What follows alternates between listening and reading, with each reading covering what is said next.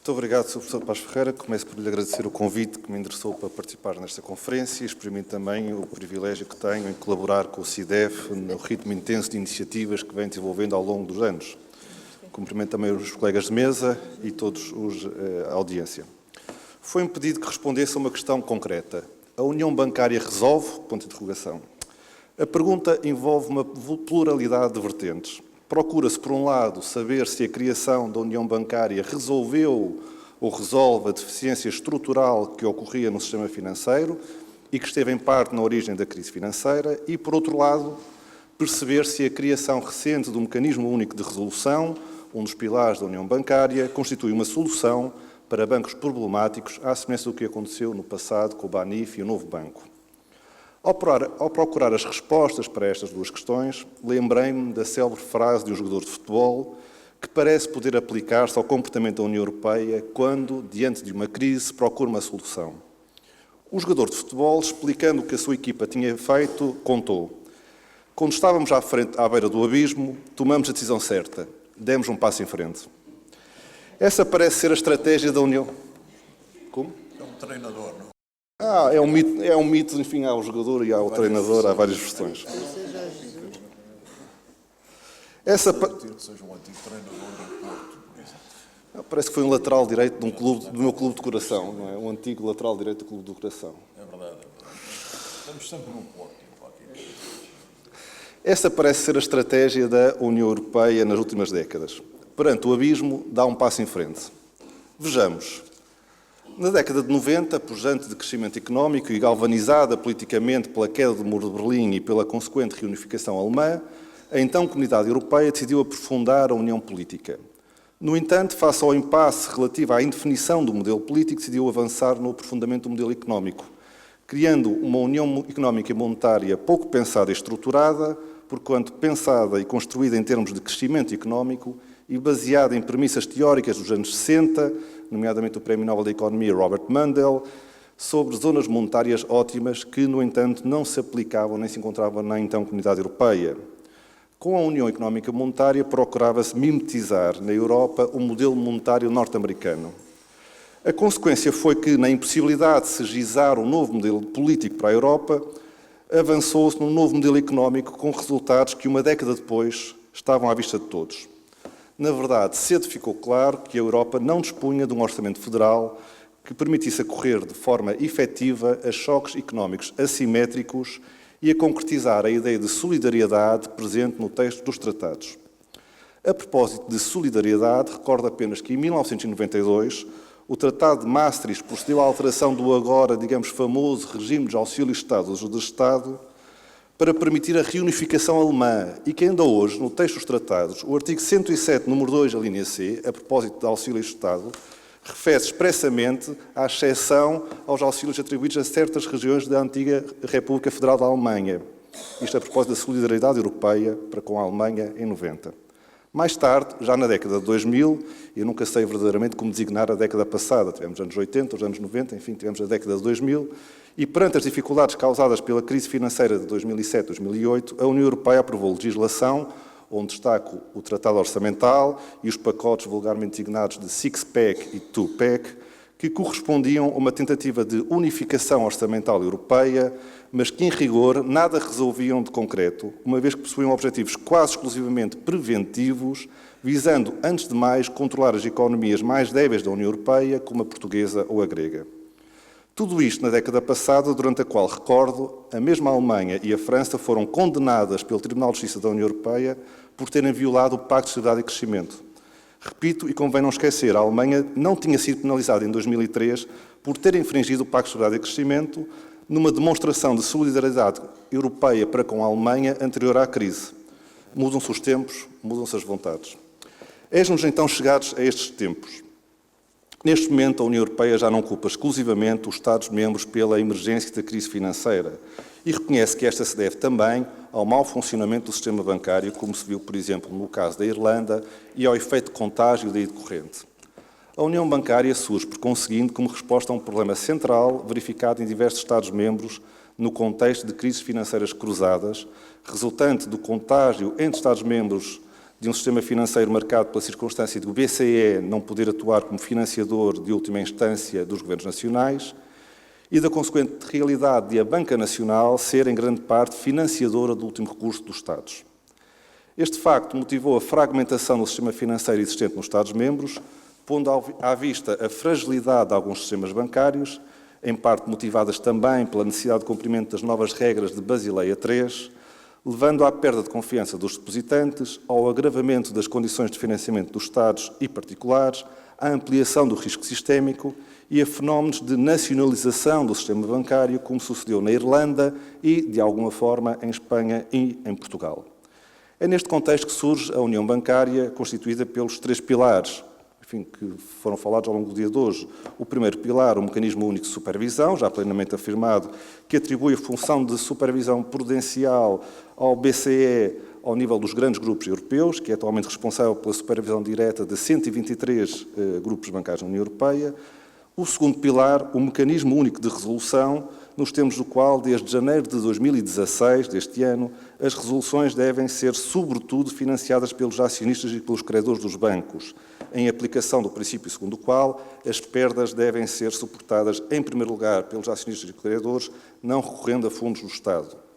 Podendo, a título suplementar, haver financiamento do Fundo Único de Resolução, que resultará das contribuições efetuadas pelo setor bancário ao longo dos próximos 8 anos e que permitirá, no final de ter, o tal valor irrisório de 55 mil milhões de euros, que corresponde a cerca de 1% dos depósitos cobertos na zona do euro.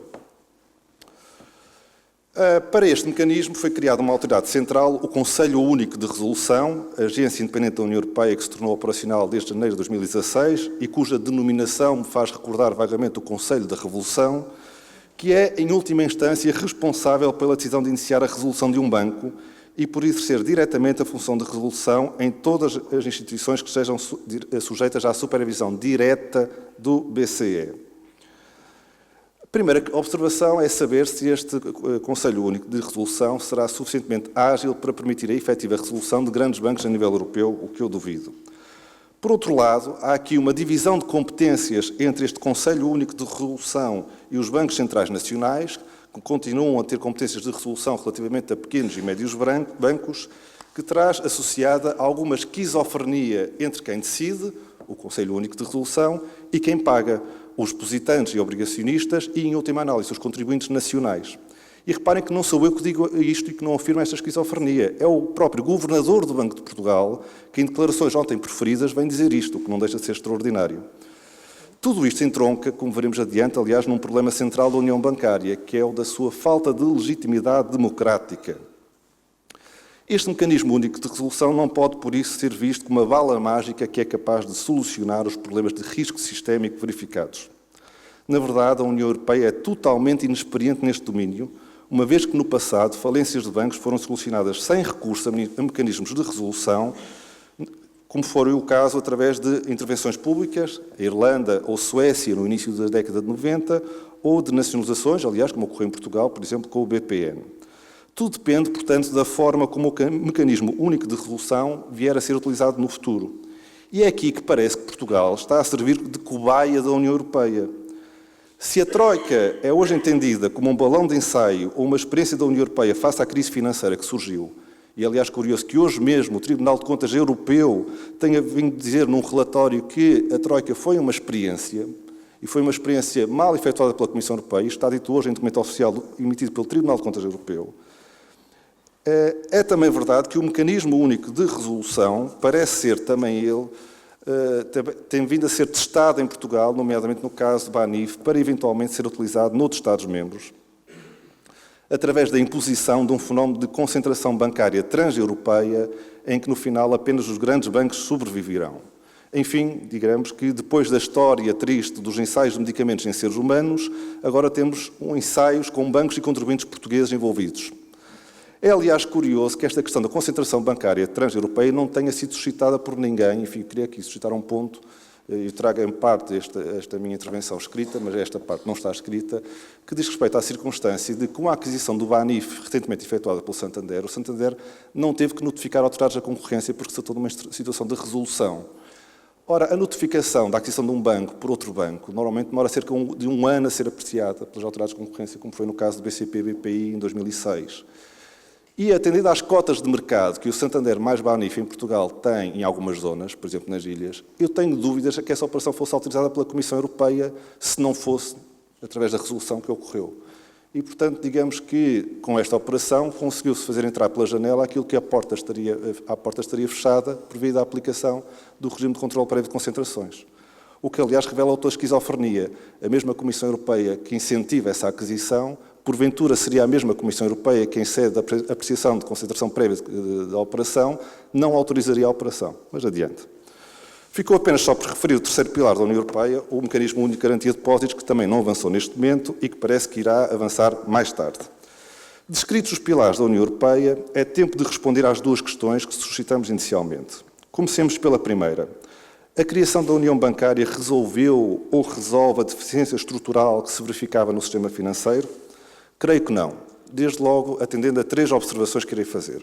Primeira, a União Bancária não encontra, relativamente a um dos seus pilares, fundamento jurídico no texto dos tratados. Segunda, a União Bancária carece de legitimidade democrática. Terceira, a União Bancária nunca estará completa sem uma verdadeira União Económica e Monetária que está ainda por concretizar. Vejamos o primeiro ponto. A União Bancária não encontra fundamento jurídico no texto dos tratados. Se é verdade que a harmonização da supervisão prudencial, primeiro pilar, encontra base jurídica adequada, quer no artigo 114 do Tratado, quer no artigo 127, número 5 do Tratado, sem prejuízo das dúvidas que podem suscitar quanto à extensão das competências dispostas naquele artigo, o problema coloca-se relativamente à escolha da base jurídica para o mecanismo único de resolução. É que a criação deste mecanismo, ao contrário da supervisão, não se encontra expressamente referido nos tratados. O que de alguma forma se relaciona com a circunstância de qualquer mecanismo de resolução diretamente aplicável aos bancos ser considerado como alternativa ao regime de insolvência que é ainda matéria da competência dos Estados-membros, ao contrário do que acontece, por exemplo, nos Estados Unidos da América. É certo que, para alguns, a criação do mecanismo único de resolução estaria implicitamente prevista no artigo 114 do Tratado, que diz respeito à harmonização da legislação entre Estados-membros. E ao ler o Regulamento 806 de 2014, que criou um mecanismo único de resolução, verificamos que ele foi aprovado tendo em conta justamente o artigo 114. Acontece que, como referi essa norma, o artigo 114 não confere explicitamente competências à União Europeia neste domínio. E devo dizer que não sou original a este propósito. A maior parte da doutrina estrangeira considera essencial proceder a uma revisão dos tratados para que a União Bancária não esteja, à partida, condenada por falta de base jurídica adequada no que diz respeito ao mecanismo único de resolução. E veremos no futuro se isto não será um motivo de impugnação junto ao Tribunal de Justiça da União Europeia. Passemos agora à segunda observação. A União Bancária encontra-se desprovida de legitimidade democrática. Este ponto já foi também suscitado pelo próprio Parlamento Europeu, que esteve diretamente envolvido no processo legislativo que levou à criação da União Bancária, mas apenas a título consultivo. O Parlamento Europeu não teve uma intervenção direta neste processo. E, por outro lado, neste contexto ainda, a União Bancária, sem que o Parlamento Europeu tivesse tido uma intervenção direta, reforçou os poderes do BCE, do Banco Central Europeu, ficando por definir a que tipo de escrutínio democrático é que esta instituição está submetida. Trata-se, no fundo, de dar resposta a uma velha questão latina, quid custodiet ipsos custodiet, que significa quem vigia os vigilantes. É certo que dos atos do Banco Central Europeu se admite recurso para o Tribunal de Justiça da União Europeia. E também é certo que, a nível nacional, por exemplo, conhecemos a relevante tarefa desempenhada pelas comissões de inquérito para, de alguma forma, escrutinar a atuação do Banco de Portugal. Mas a verdade é que, a nível europeu, não conhecemos comissões de inquérito que permitam escrutinar a atuação do BCE. Falta ainda o terceiro ponto que referi há pouco. A União Bancária não estará completa sem uma verdadeira União Económica e Monetária. E também aqui não sou original. Em 2012, o então Presidente do Conselho Europeu, Herman Van Rompuy, escreveu um relatório intitulado Rumo a uma verdadeira União Económica e Monetária, onde expunha a visão de uma UEM estável e próspera, assente em 4 elementos constitutivos. O primeiro, um quadro financeiro destinado a minimizar os custos para os cidadãos europeus, decorrentes de falências de bancos, vejam bem. O segundo falava num quadro orçamental que previsse medidas comensuráveis conduzentes à emissão comum de títulos de dívida e que incluísse diferentes formas de solidariedade orçamental. Um terceiro, que previsse a implementação de políticas nacionais e europeias promotoras de crescimento sustentável, do emprego e da competitividade. E um quarto, que determinasse assegurar a legitimidade e responsabilização democráticas necessárias ao processo decisório no âmbito da UEM.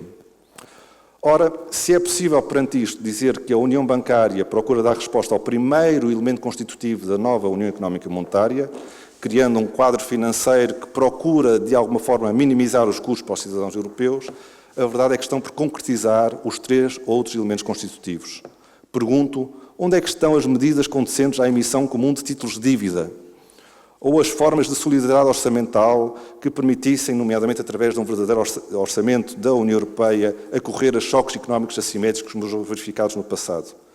Pergunto, onde está o quadro de política económica integrada que garanta políticas nacionais e europeias promotoras de crescimento sustentável, do emprego e da competitividade? E, por último, onde é que está a legitimidade e responsabilização democráticas necessárias ao processo decisório no âmbito da OEM? Tudo isto referido pelo Presidente do Conselho Europeu em 2012. É por tudo isto que eu acho que podemos afirmar que a União Bancária está manca. Respondo, por isso, à primeira questão dizendo que a União Bancária não resolveu a deficiência estrutural que se verificava no sistema financeiro. Cumpre-me, por fim, responder à segunda questão. A criação de um mecanismo único de resolução constitui uma solução para liquidar bancos problemáticos? Aqui diria que a arquitetura estrutural e institucional da União Bancária privilegia a conhecida lógica too big to fail, que esteve presente na regulação do sistema financeiro norte-americano na década passada. Mas essa lógica não evitou a falência de grandes bancos como o Lehman Brothers. E aqui há quem diga com ironia que tal não teria ocorrido se o banco não se chamasse Lehman Brothers, mas sim Lehman Sisters. Na Europa, procurou-se erguer uma união bancária no qual os grandes bancos são supervisionados pelo BCE e os restantes são deixados à supervisão dos bancos centrais nacionais, ainda que, é certo, sujeito a regras de supervisão prudenciais comuns. Tudo numa zona que partilha a mesma moeda. Fará isto sentido? Não estaremos de novo a ser colocados perante uma União Europeia a 2 velocidades, a dos grandes bancos por um lado e a dos pequenos e médios bancos por outro lado, e ainda a dos bancos da zona euro e a dos bancos que não são da zona euro? É que se partilhamos a mesma moeda, o euro, e se consequentemente a política monetária nos foi expropriada, por que razão devemos ter um mecanismo único de resolução para grandes bancos, outro para pequenos e médios bancos afetos a bancos centrais nacionais, regidos por entidades distintas, BCE e bancos centrais nacionais? E aqui poderíamos até discutir a arquitetura institucional deste modelo, indagando se fará sentido a nível nacional que a entidade supervisora tenha simultaneamente competências de resolução, como acontece com o Banco de Portugal, sabendo-se que esta dúvida ficou claramente à vista de todos no caso Banif. Minhas senhoras e meus senhores, é tempo de concluir. Procurei de forma sintética dar resposta à questão de saber se a União Bancária resolve. Sei que, sem dar respostas concretas, muitas questões ficaram em aberto. A meu ver, como disse, a correção de algumas das deficiências genéticas da União Económica e Monetária podiam permitir que a União Bancária se transformasse numa União Bancária tóxica, numa União Bancária solidária e exemplar, permitindo o avanço da União Europeia. Assim o queiram os decisores políticos. Muito obrigado pela vossa atenção.